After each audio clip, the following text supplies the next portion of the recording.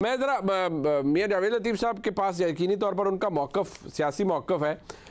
मियां साहब, सबसे पहले मैं आपसे ही जानता हूँ, मैं नुसरत जावेद साहब से चाहूँगा क्योंकि वो एक कमेंट जो आबिद साकी साहब ने फरमाया है उसकी भी बड़ी वैल्यू है।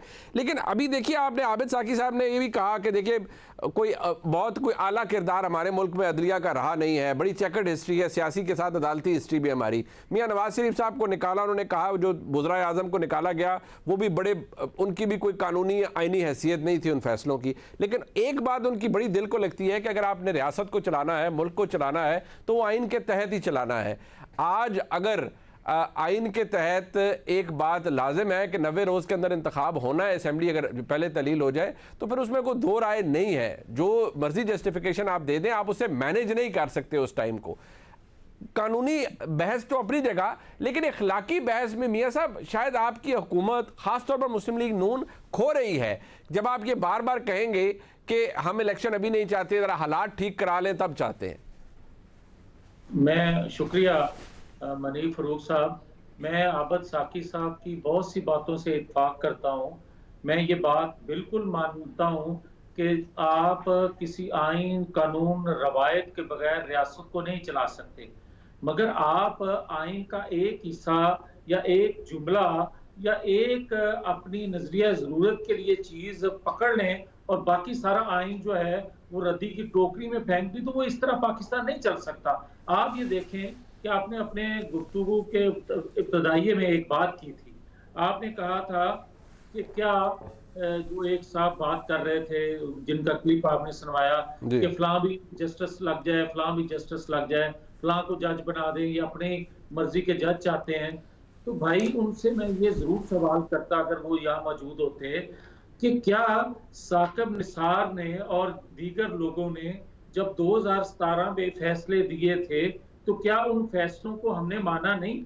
क्या उन फैसलों को, हालांकि सब जानते थे फैसला आने से पहले कि नवाज शरीफ के खिलाफ फैसला आ रहा है, सब जानते थे कि इमरान खान के हक में फैसला आ रहा है, सब जानते बोलते, अभी फैसले आए भी नहीं थे, मगर उस वक्त के चीफ एग्जीक्यूटिव ने, नवाज शरीफ ने तो कोई उसे फैसले से पहले जुबान नहीं खोली कि ये बातें पब्लिक में हो रही हैं या मीडिया में हो रही हैं। अब आ जाए जो बात होती है नजरिया जरूरत की। भाई नजरिया जरूरत या आइन क्या कहता है? आइन अगर कहता है कि 90 दिन के अंदर इलेक्शन होने चाहिए, तो क्या आइन इस चीज से मना करता है कि आप एक बेगुनाह को तमाम सबूत होने के बावजूद, तमाम किरदारों के इतराफ जुर्म के बावजूद, आप जो हैं उस बेगुनाह को बेगुनाह नहीं कह सकते, इस वजह से कि आपके ऊपर कोई दबाव है, आपको कोई ख्वाहिश कर रहा है कि अभी इसको जो है आपने बेगुनाह नहीं करना। आपको याद होगा कि 2015 में पनामा पे जो सिलसिला शुरू हुआ था, हमारे खिलाफ किसी के हक में बाकायदा एक तरतीब और सिमत बनाई गई जो आज तक बनी हुई है।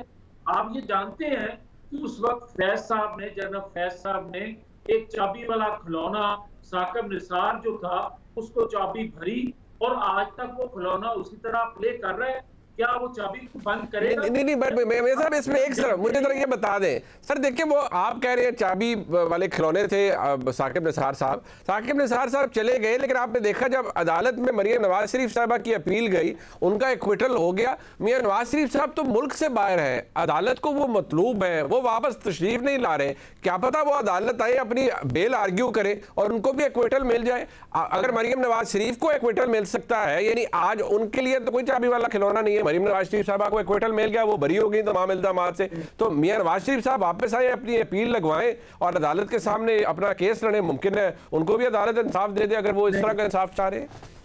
मनीब साहब, बड़ी माजरत से मैं आपकी खिदमत में ये अर्ज करने लगा हूं कि पाकिस्तान की 70-75 साल तारीख में सबसे ज्यादा पाकिस्तान को किसी ने नुकसान पहुंचाया है तो वो जजों के फैसलों ने पहुंचाया है, उसके बाद जर्नैलों ने किया है, उसके बाद सियासतदानों ने किया है। ये एक हकीकत है कि एक मुंतखब वजीर आज़म को फांसी नहीं दी गई, कि ये एक हकीकत नहीं है कि एक बेगुनाह को सजा नहीं दी गई। क्या ये हकीकत नहीं है कि ये जावेद लतीफ साहब का ये तब्दील,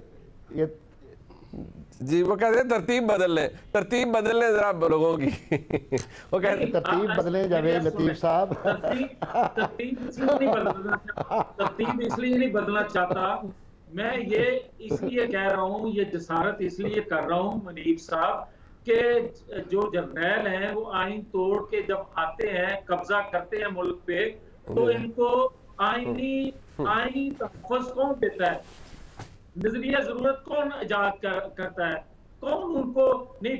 हमें तो कहा जाता है ना कि आप आइन कानून की पासदारी करें, 90 दिन के अंदर इलेक्शन करवाएं। तो भाई आप एक बेगुनाह को रिंग से बाहर रखें और एक बंदा जो है उसको सादक और अमीन का सर्टिफिकेट जज दें और उसका किरदार भी सबके सामने आ जाए, मगर बिजिद रहें कि उसका किरदार नंगा नहीं होने देना और उसको रिंग के अंदर ही रखने हैं और दूसरे को बाहर रखने। बट ये कौन कर रहा है मियां साहब? और सर बात सुने ना, देखिए ना, अब मैं आप खुली बात करता हूँ ना, साकिब निसार साहब इस वक्त चीफ जस्टिस हैं, ठीक है जी, वो भी रिटायर हो गए ना, फैज अमीन साहब मौजूद हैं ना, बाजवा साहब मौजूद हैं, तो अब आप कौन है जो आप क्या कह रहे हैं कि इमरान खान साहब को अगर आपके बकौल उन्हें कोई रिलीफ दे रहा है तो कौन दे रहा है? देखिए हालात है, मामलात है, अगर क्या हमजा शहबाज शरीफ साहब को एक्विटल नहीं मिला, वो बरी नहीं हुए, क्या मियाँ शहबाज शरीफ साहब एक्विट नहीं हुए, क्या उनके दूसरे साहबजादे सुलेमान शहबाज साहब अदालतों से एक्विट नहीं हुए, वो कहते हैं हमें इंसाफ मिल गया, मरियम बीबी को मिल गया, तो मियां साहब को भी मिल जाएगा, मियां साहब वापस तशरीफ लाएं और मिल जाएगा इंसाफ।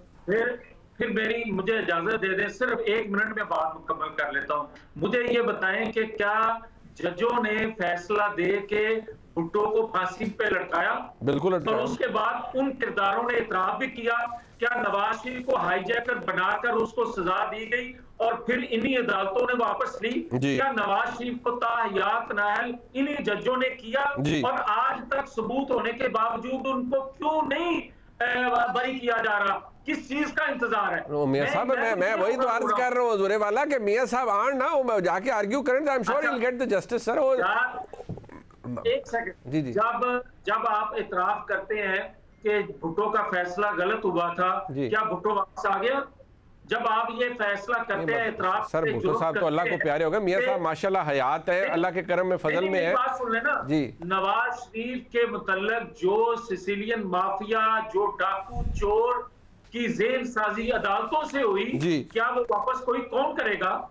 ये हाँ, ये बात आपकी दुरुस्त है, मैं इस बात पर मानता हूँ कि जो किसी की तजलील की गई, किसी के बारे में एक वो सारा मामला हुआ, वो तो खैर आबिद साकी साहब ने बता दिया ना, उन्होंने तो मियां नवाज शरीफ साहब को जो इक़्तिदार से निकाला गया, उन्होंने तो उसको कंडेम किया है कि वो निहायत ही मतलब फौज गलतियों में से एक गलती थी जो कि सुप्रीम कोर्ट में हुई।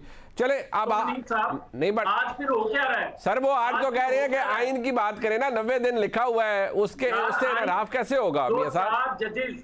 जो 4 मोहतरम जजेस फैसला कर रहे हैं वो आइन के मुताबिक नहीं कर रहे, और 3 मोहतरम जजेस जो फैसला करने जा रहे हैं क्या वो आइन के मुताबिक करने जा रहे हैं? हाँ, ये देखिए वो डिवीजन अपनी जगह मौजूद है सुप्रीम कोर्ट में, और बड़ी डिस्टिंक्ट डिवीजन है, खतरनाक डिवीजन है, लेकिन उसका आबिद साकी साहब कहते हैं कि वो अगर पाकिस्तान में हर जगह इतनी पोलराइज्ड माहौल हो चुका है, हर जगह वो सराहत कर चुका है, तो सुप्रीम कोर्ट उससे मुबर्रक कैसे रह सकता है? और उन्होंने कहा कि इसको खुदा ना खास्ता भी ना कीजिए, इट एग्जिस्ट्स, ये डिस्टिंक्ट डिवीजन और पाकिस्तान के ऑनरेबल सुप्रीम कोर्ट के अंदर।